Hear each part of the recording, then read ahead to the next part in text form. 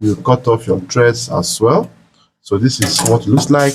So this is what we have achieved so far. Now, optional, you can decide to top stitch here if you want, optional, but I don't need to top stitch there. It's not a must, but you can decide to top stitch at this point. It's solely your choice. Then hold the both trouser panels together and then hold the crotch this way. Then start from that point where your notching stopped and make a curvy stitch to the crotch area. Bear in mind that that should not be more than half an inch. It should be just as exact of 1/4 inch or thereabouts. Then at this point, if you're using butterfly machine or manual machine, you are meant to double thread or double stitch this area. But because I'm using industrial, what I can do is just tighten my stitch. I can tighten my stitch to, like they say, 2.5 or 2, because this area needs to be strong so that it doesn't tear off easily, because there is always a tension that happens within this region, and which, if it tears, it will be difficult to fix, because it's not everybody that can amend trouser on the crotch point. So double thread and then stitching in this form, then stitch with the curve all through these very points. After you have done that, then the next to do is to cut off your threads, cut everything there, and then this is what you have. So this is how it will look like. So at this stage now, you have the front panel is done. So what you do next now is to start fixing the sides, which I will show you as well how to go about it. So now when you have finished that, so you start joining. So in joining, place the both both sides as like the corresponding sides now, the side of the back, side of the front, making sure that the fronts face each other this way. You get so here. So when you place it together that way, then hold it firmly. Make sure you start from the crotch, the side lines, please. Start from the side lines this way. Then arrange the panels. Now your targets must be to make sure that you hit or get to the tip of the pocket edge here. Your sewing must touch here. Your sewing must touch this pocket tip here. It helps to properly finish this edge nicely. So you hold it that way and then stitch,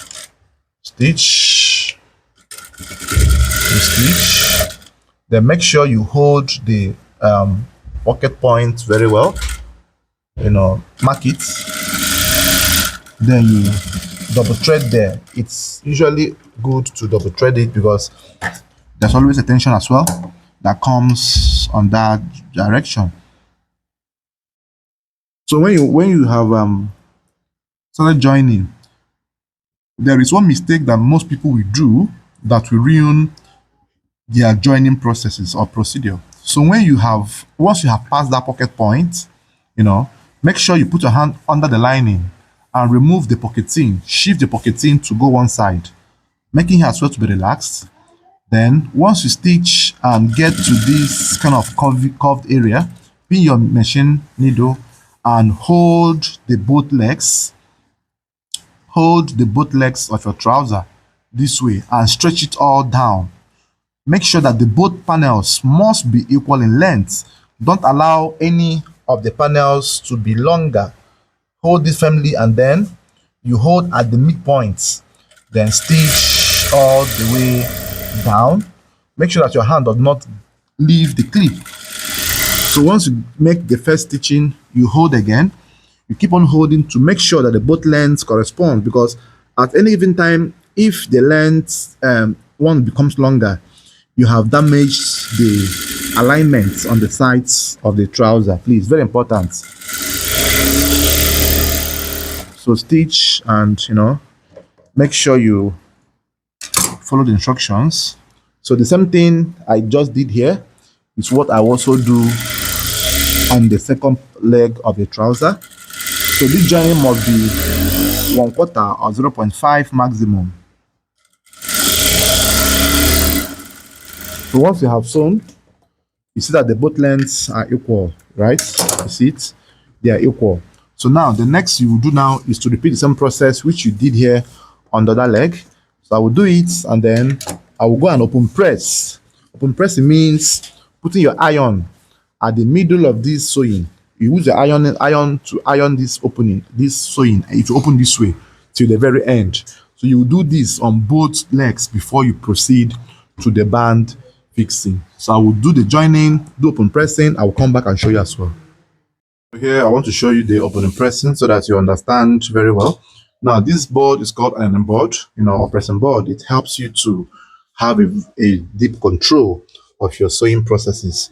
I bought it online from Tailor Fix on Instagram. So you can do well to search for Tailor Fix and tell him you want to buy ironing board. They have like three sets of this. I just bought this one because this is the one I need for now. So you iron, open press this stuff. You must make sure you remove all threads now. Remove every threading that's entered your joining allowances. So you open press from beginning to the very end. So that's why I'm just giving you an insight on how to go about this. Now, don't be bored that the procedure seems complex, but if you get used to it, you see that it's very simple and nice and even straight to the point.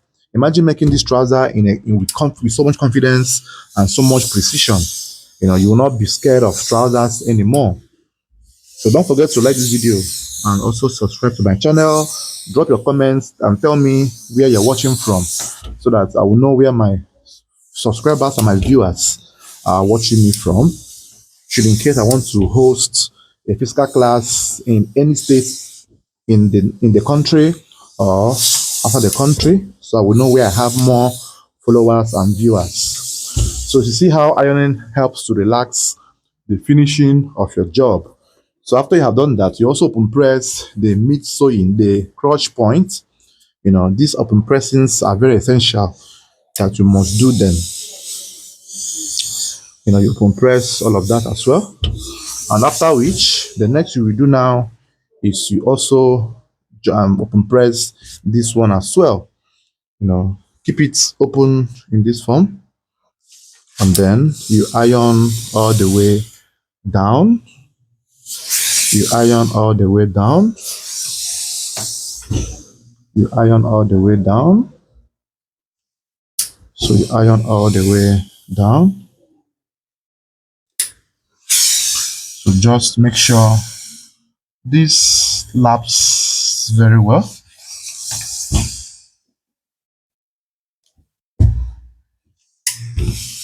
Take your time. Compress all of this.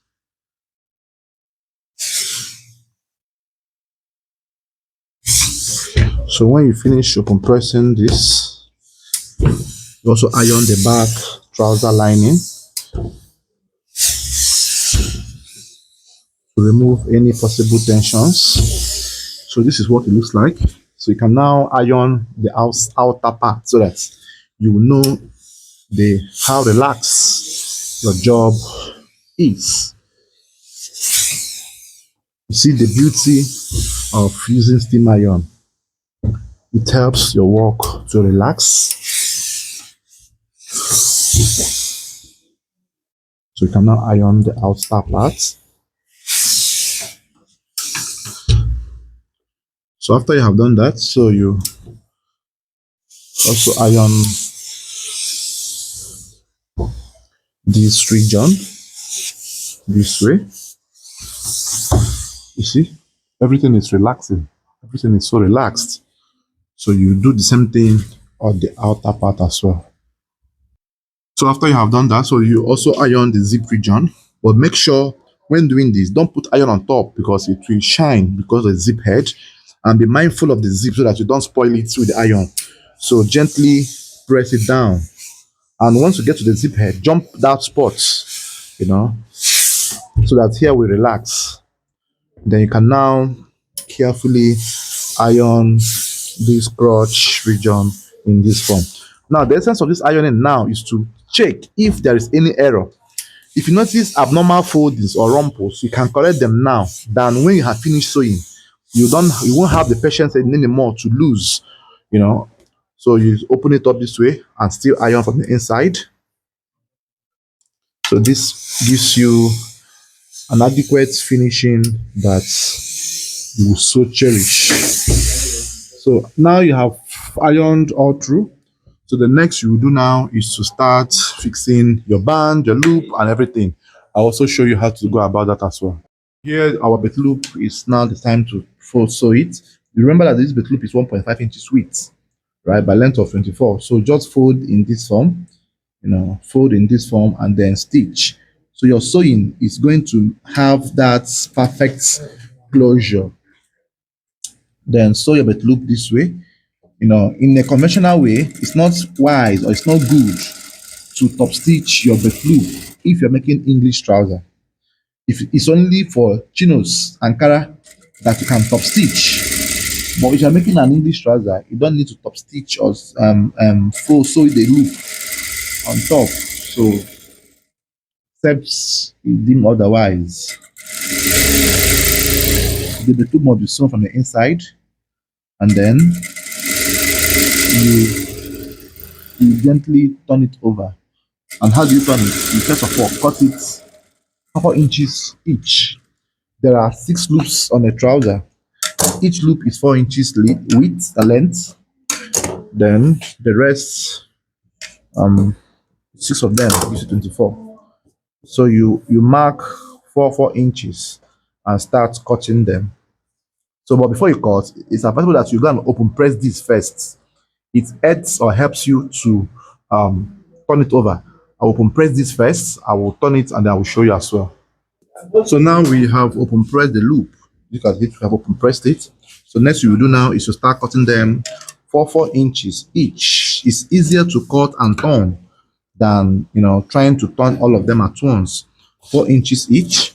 Then how do you turn? You simply turn with the help of your screwdriver, seam ripper, or any sharp object that can tuck it out from the opposite. So you just simply place it from that open press point and then gently push it in. Gently push it in. Don't be in a haste so that you don't, spoil it. So gently push it in. From the open pressing is where you push it in. So your belt loop must be in this form. And the line of joining must be flat pressed, like it will be at the center. You iron it and then start fixing it. This line is not meant to be seen on the outside. I will do this on the 6 belt loops. I will show you as well. So right here we have finished ironing our loops. Look at how they are. Now that my loop is extra because I use extra one to do the button flap effect. I will show you what I mean by that. So then I'm done with it. Now the next you will do now is to start applying your customer's waist circumference. So just simply fold this band, fold this waistline. Use your pin to pin this flap together. Just pin here. Now the sense of this pinning is to make sure that the flap does not move. Then hold the panels to come in this form. Then divide your customer's waist measurement divided by 4. Now the waist I have is waist of 38 inches. So I measure from my zip point, 38 into 2 is 19, right? So the difference here is 1 inch. So I still measure again. So I make sure everything is perfect.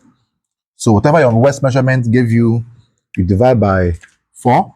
Apply the first quarter. The 38 is 19. So here I will mark 19. And the difference here left is 1 quarter or 1.5 maximum, right? So this 1 quarter, 1.5 maximum is what I will use in closing. So now let's start to place the belt loops where it should be. So here you open up this way. Then you start from, remember we have 1 quarter left. So you first of all, okay, let's just say 1.5. You mark out 1.5 for the first closure. Then from that closure, you now mark 1.5 for your standard placement for the loop, right?